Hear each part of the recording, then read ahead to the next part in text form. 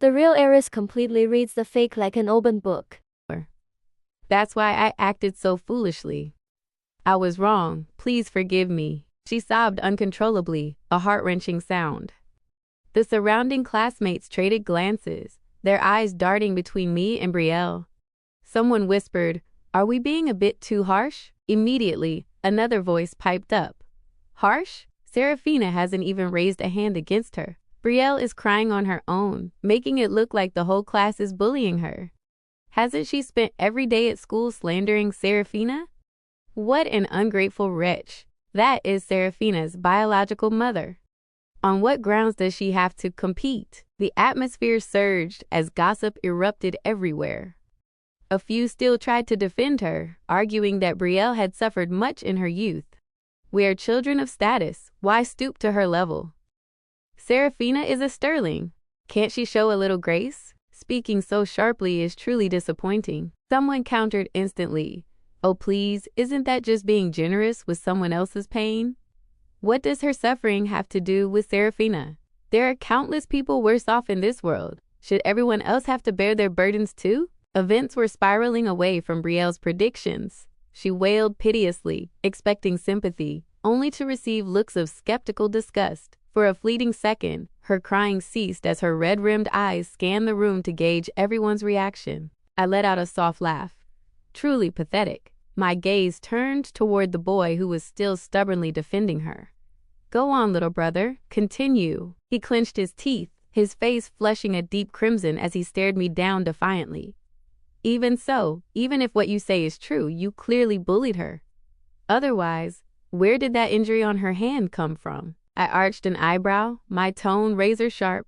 "Ha ha, why on earth would I need to bully her? I am more beautiful, wealthier, and have the absolute devotion of my parents and brother. What possible reason would I have to lower myself to bully her?" He fell silent, unable to argue. I sighed, deciding to lay it all out. That day, Brielle brought me a tray with water. Out of politeness, I accepted it, not realizing the glass was filled with boiling water. I was burned and instinctively let go. She knelt to clean it up and got cut. It's as simple as that. The boy stood frozen, speechless, but still trying to protest. "That's just your side of the story," I sneered. "And isn't Brielle's story just her side? Look at the facts. Who in a private home uses a full tray just to carry a single glass of water? Wasn't it because even she couldn't hold the glass herself?" Brielle's face went white. She trembled as she spoke. "I'm sorry, sister. I saw mother's favoritism toward you, and I was jealous. After all, she is your biological mother. From now on, I won't compete anymore." Her voice shook, tears falling in large drops, the picture of misery. I saw right through the intent in her eyes. Brielle wanted to cling to this lack of affection excuse. As long as someone stayed soft-hearted, she could flip the script. But I wouldn't allow it. If Brielle had known her place out of respect for my mother, I wouldn't have minded letting her continue her life of luxury. But she had used my family's name to secretly incite my classmates against me. If I were weak today, tomorrow I would be backed into a corner with no escape. I decisively pulled out my phone and dialed a familiar number. "Serafina Sterling, what do you think you're doing?" Terrified, Brielle lunged forward to snatch the phone, her eyes wild like a cornered beast. "Are you determined to drive me to my death?" I looked back at her calmly. "And your attempt to have my classmates isolate me, wasn't that intended to drive me to mine?" I took a breath, adjusting my expression to look pale.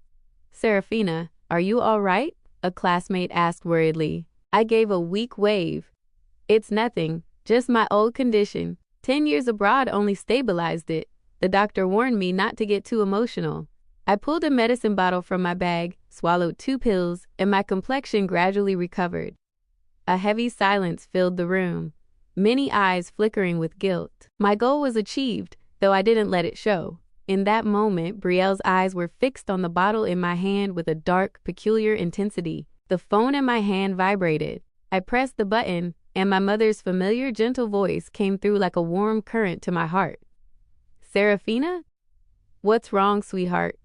You called so suddenly. It's your first day of school here. How are you feeling?"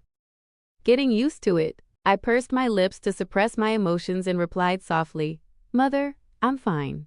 I just missed you, so I called." The moment I saw Mother call back, I knew I didn't need to act tough anymore. That tenderness and indulgence were the ultimate killing blow. I glanced at Brielle, my lips curling into a malicious smile. Mother, it's quite a coincidence. Brielle and I are in the same class? Mother's voice paused for a beat before she spoke calmly. If you don't like that, I'll speak to the teacher and arrange to move her to a different class. Remember to come home early tonight. Your brother and the Thorn boy just returned from their competition. Knowing you're back, those two want to wait for you to have dinner together. Mother's attitude proved everything. Without me saying another word, Brielle's clumsy lies collapsed. Under the mocking gazes of our classmates, Brielle Vance covered her face and fled the room in a panic. I can't believe she's like that. I thought the Sterlings pampered her. HMPH. With that petty mind of hers, anyone sharp could see through it. Trying to steal the heiress spot from Serafina with such cheap tricks? She has no blood relation. On what basis did she even dream of it? Two girls sneered and whispered right beside me. I didn't answer. On what basis? Perhaps only on the basis of her bizarre brain and limitless delusions. The day Brielle staged that slander against me, I had asked my mother, "Mother, do you believe me regarding what just happened?" Mother had laughed softly, gentle as a spring breeze. "You silly girl, you are my only daughter. If a child with no blood relation can make you feel jealous, then the fault lies with me for not giving you enough love." Indeed, it was because of the love and protection of my family that I had the courage to fight Brielle's lies at school.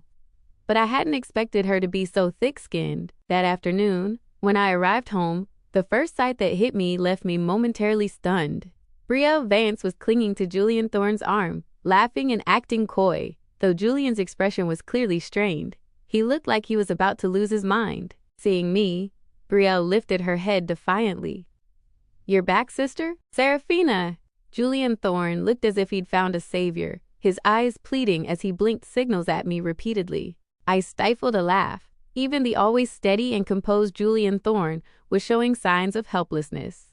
"Where's my brother?" I asked. "Upstairs showering," Julian answered, his voice laced with resentment. "Showering?" I quirked my lip. Obviously, it was just an excuse to flee, abandoning his comrade to Brielle. My brother had complained to me many times about her bizarre schemes. Once, in the middle of the night, Brielle had dressed in flimsy pajamas and snuck over from the guest wing to knock on his door.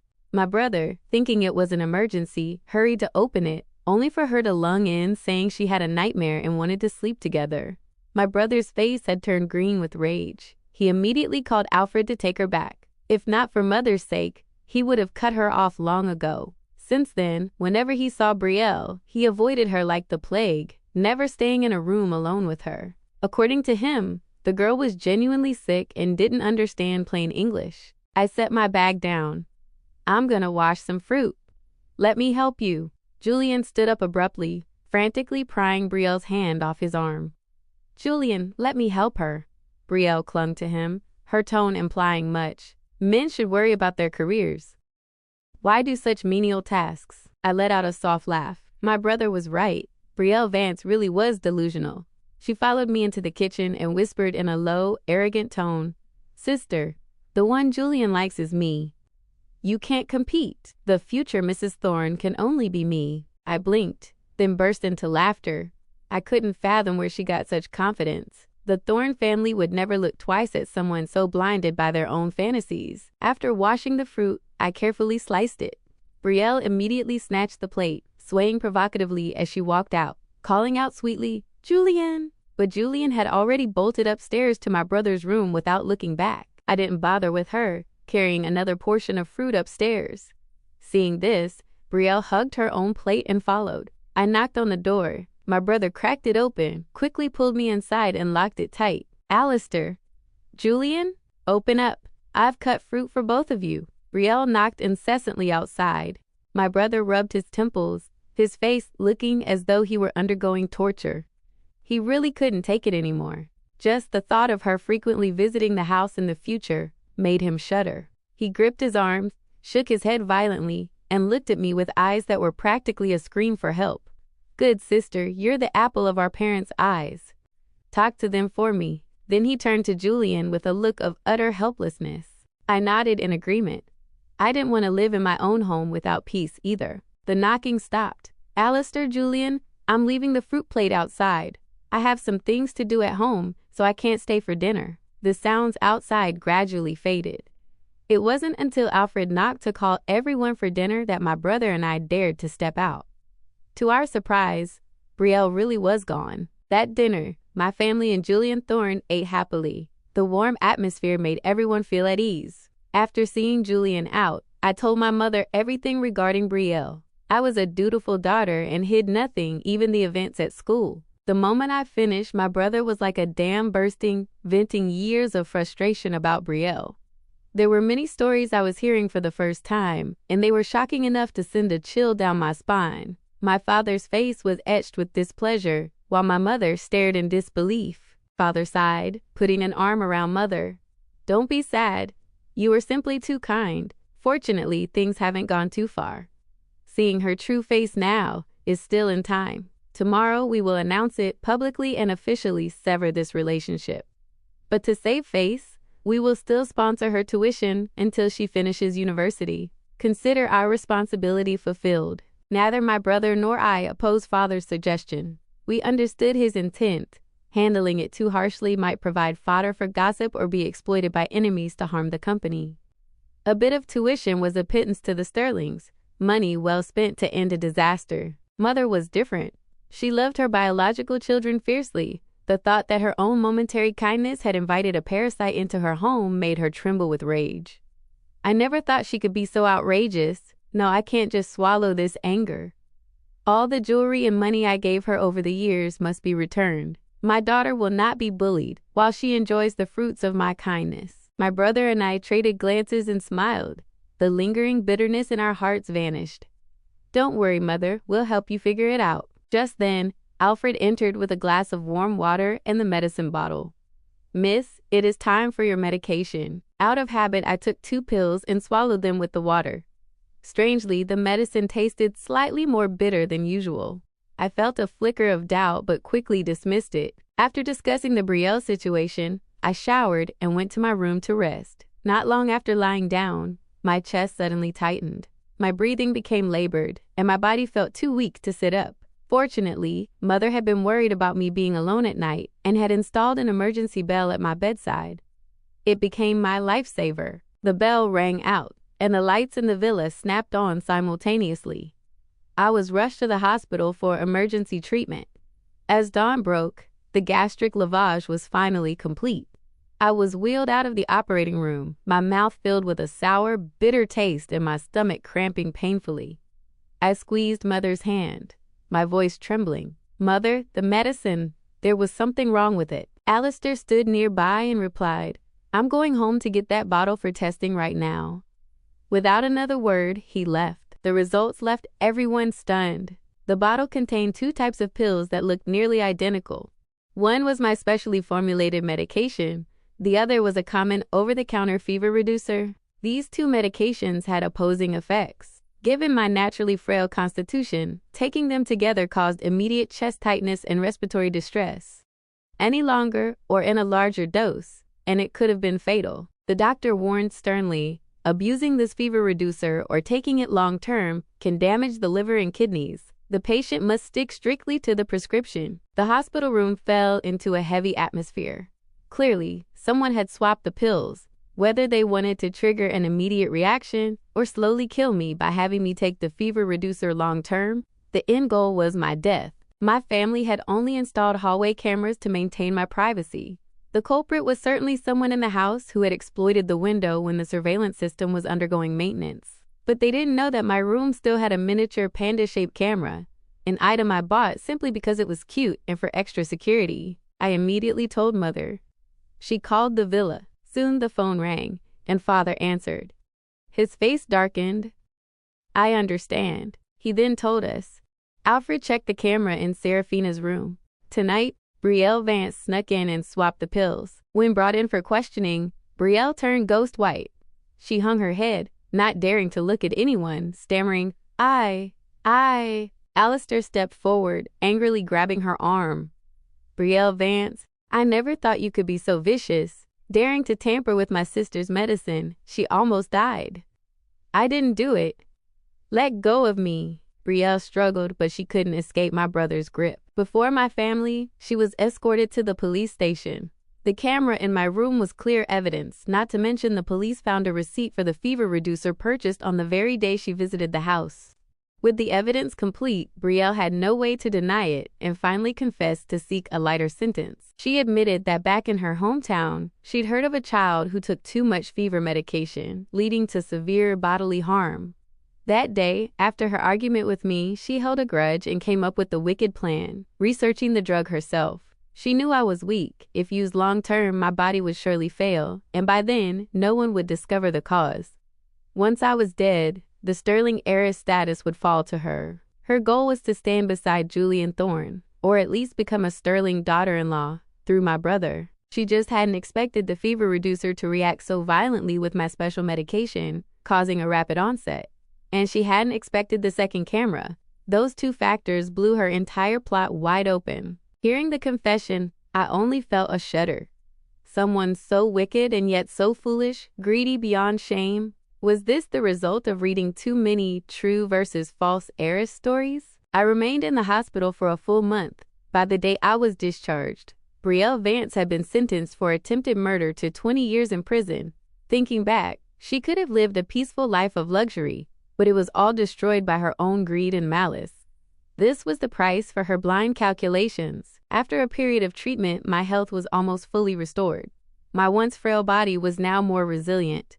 I could walk in the sun without feeling exhausted, and I could even follow Alistair and Julian around the track for a few laps. Seeing me get stronger every day, my parents' eyes were always filled with relief. As my health improved, the mood of the whole family changed. Every meal saw a satisfied smile on my parents' faces. They no longer carried the constant worry about my illness. Instead, there was the happiness of seeing their daughter radiant. During that time, I also noticed a strange change between my brother and Julian Thorne. If before they were just close best friends, now the way they looked at each other had an added layer of indescribable warmth. I noticed that if my brother so much as frowned, Julian would immediately hand him a glass of water, and my brother was the same, always attentive to every small detail around Julian. During one dinner, Mother looked at my brother and sighed softly. "You children are grown. You know how to think for your own futures. Your father and I only hope for the family to be safe and happy." Father remained silent, merely setting his chopsticks down. His gaze was complex, but not at all oppositional. That one sentence was enough for us to understand. My parents didn't fully endorse it, but they wouldn't stop it either. They chose silence as a form of consent. From then on, the family atmosphere remained harmonious. I studied in good health. My parents spent more time with each other, and my brother and Julian stayed by each other's side. Not too flashy, but not hiding either. Family dinners were once again filled with laughter. After all the storms, the Sterling family finally found their peace.